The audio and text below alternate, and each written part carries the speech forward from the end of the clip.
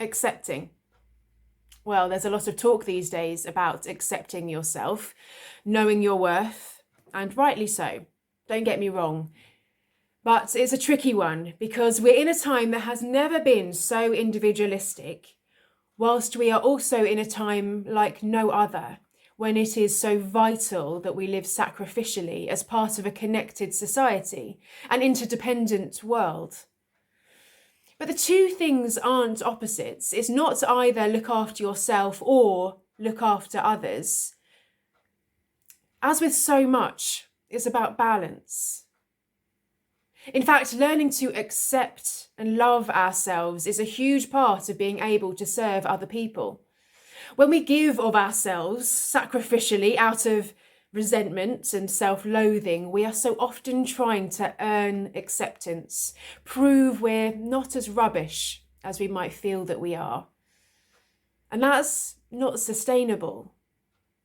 Equally, if we do the work to love ourselves but stop looking out for other people, our confidence won't last as long as selfishness eats away.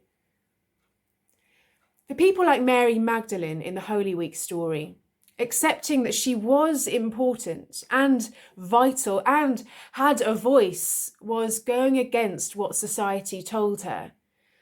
Yet it was women that Jesus chose to be key players in his group of followers. Women he chose to be the first witnesses to the resurrection. Women who stayed at the cross when everyone else fled. He chose those with disabilities, those who'd been outcast, looked down upon. He chose those people to demonstrate what he was all about, what God was showing us. That those with privilege cannot keep others downtrodden when faced with the truth of God's love for everyone. It's a lifelong work, I think, to accept yourself, to understand that we too might have a role to play in something much bigger than we can imagine, and to balance that work on ourselves and self-love with being part of the bigger whole. I'm still regularly plagued with imposter syndrome, with a sense that everyone else is doing life better than me, that I'm not good enough. But the more I acknowledge it and bring those feelings and fears into the light, the more I am able to put them in their place, to let others reassure me and help me grow where I can do better.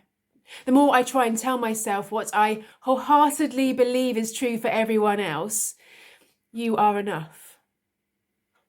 You are a work in progress, but we all are. And on the way, you are capable of doing good, being part of something bigger, making a difference in small and big ways. We are enough.